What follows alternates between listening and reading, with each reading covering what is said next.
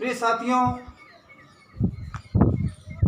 हमारा टॉपिक है इतिहास संबंधित मौर्य काल, मौर्य वंश। तो सबसे पहले हम इसमें ये चर्चा करते हैं कि मौर्य काल का काल है क्या। मौर्य काल 323 ईसा पूर्व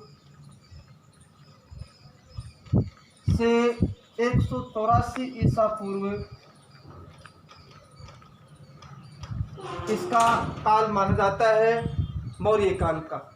ठीक है, तो सबसे पहले इस वंश में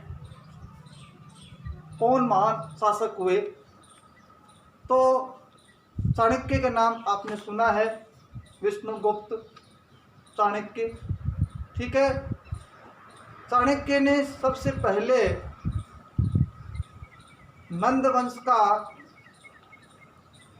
नंद वंश के शासक घनानंद, उसकी हत्या करके और चंद्रगुप्त को मौर्य वंश का शासक बनाने में सहयोग किया था। तो चाणक्य महान कूटनीतिज्ञ थे, कुशल राजनीतिज्ञ थे, अशोक के गुरु भी थे। ठीक है, उन्होंने उनकी सहायता से चंद्रगुप्त मौर्य वंश के संस्थापक बने। तो सबसे पहली बात है कि इसके सबसे प्रथम शासक, महान शासक वो कौन हुए? चंद्रगुप्त मौर्य।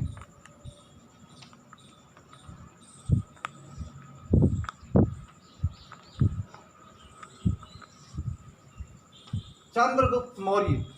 ठीक है, चाणक्य की सहायता से अंतिम जो नंद शासक थे,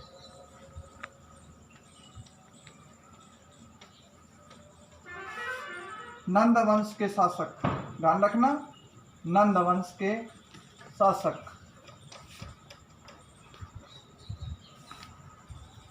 घनानंद, अंतिम नंद वंश के शासक घनानंद को पराजित करके मौर्य साम्राज्य की स्थापना की, और वो सन है 323 ईसा पूर्व। 323 ईसा पूर्व में चाणक्य की सहायता से चंद्रगुप्त मौर्य ने नंद वंश की स्थापना की। ठीक है, चंद्रगुप्त को ब्राह्मण साहित्य में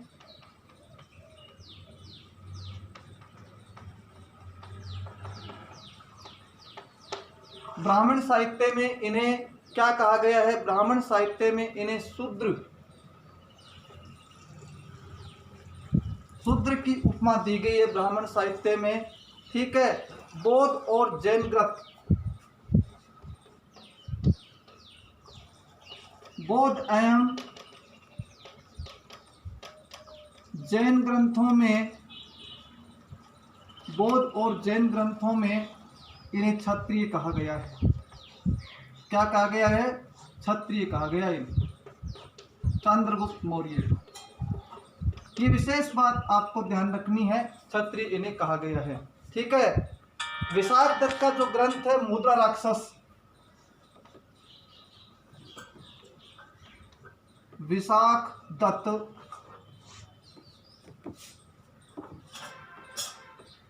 का ग्रंथ, और ग्रंथ इनका है मुद्रा राक्षस। मुद्रा राक्षस इनका ग्रंथ है, किनका? विशाख दत्त का। इस ग्रंथ में इसे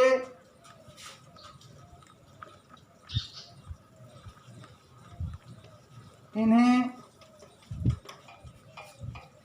वृषल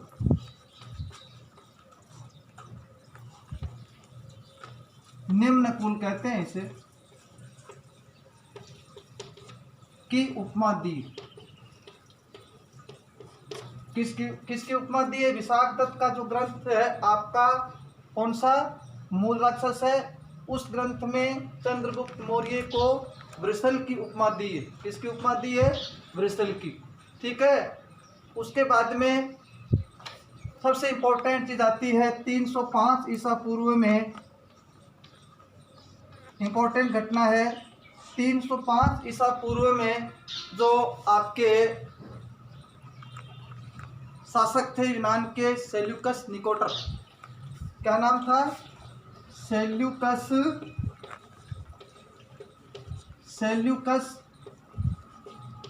निकेटर।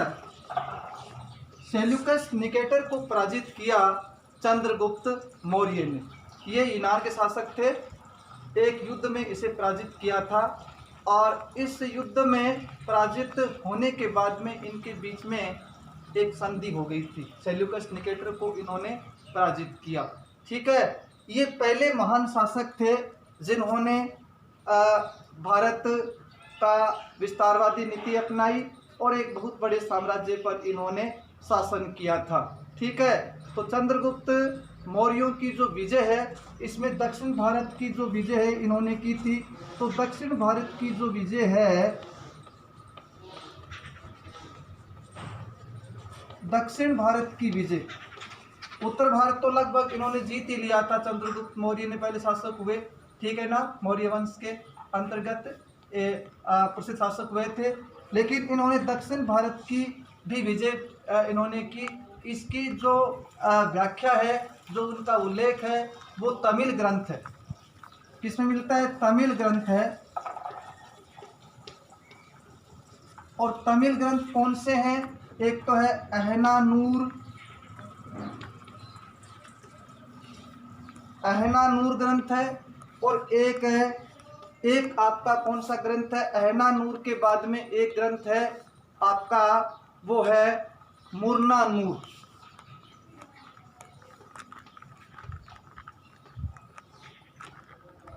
अहनानूर और मुर्नानूर जो ग्रंथ है तमिल ग्रंथ है। इन ग्रंथों से चंद्रगुप्त मौर्य की दक्षिण भारत की विजयों के बारे में इनको ज्ञान मिलता है।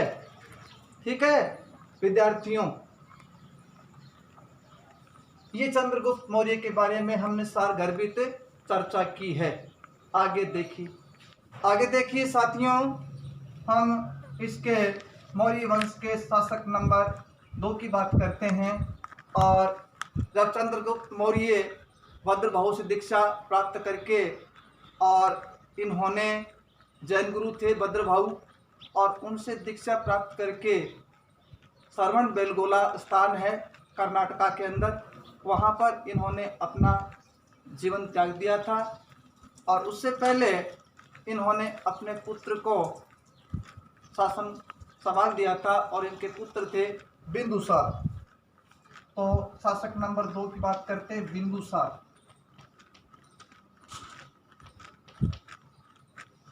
ये चंद्रगुप्त मौर्य के उत्तराधिकारी थे। इनका शासन काल है 298 ईसा पूर्व से 273 ईसा पूर्व माना जाता है। इतिहास के अंदर ये इतने प्रसिद्ध नहीं हुए। ये जो सम्राट अशोक और चंद्रगुप्त मौर्य को जोड़ने की एक कड़ी के रूप में काम करते हैं। ठीक है, बहुत छोटा इनका शासन काल हुआ, एक बीच में कड़ी के रूप में ये जोड़ने का काम करते हैं बिंदुसार। ठीक है, तो इनका शासन काल आपको ध्यान रखना है 298 ईसा पूर्व से 273 ईसा पूर्व। जो यूनानी लेखक थे,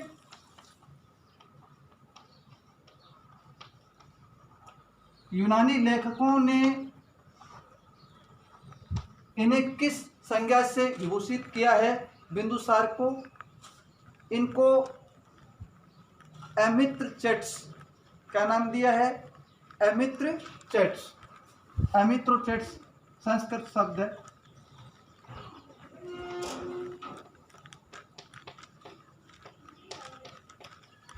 इन्हें एमित्रोचेट्स कहते हैं। एमित्रोचेट्स, एमित्रघात। ठीक है, तो इन्होंने लिखा कि संस्कृत रूपांतरण है, जिसे क्या नाम दिया गया? एमित्रघात की उपमा दी गई।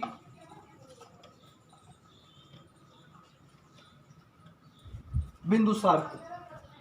ठीक है, एक बात तो आपको याद रखनी है। दूसरी बात, इनके 2 राजदूत थे इनके दरबार में।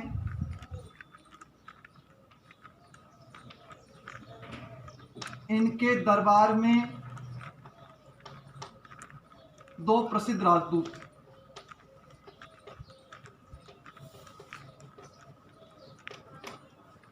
कौन कौन से राजदूत थे? नंबर 1, एक राजदूत का हम नाम देंगे, वो था डायमैक्स।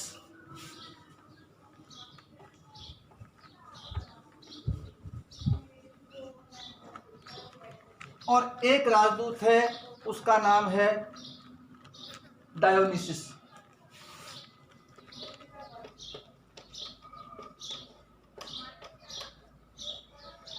ये 2 प्रसिद्ध राजदूत बिंदुसार के राज दरबार में रहते थे। ठीक है, इस बात को आपको ध्यान रखना है। तीसरी बात है कि बिंदुसार जो थे वो आजीविक संप्रदाय से संबंधित थे। आजीवक संप्रदाय से इनका संबंध था। आजीविक संप्रदाय से संबंधित थे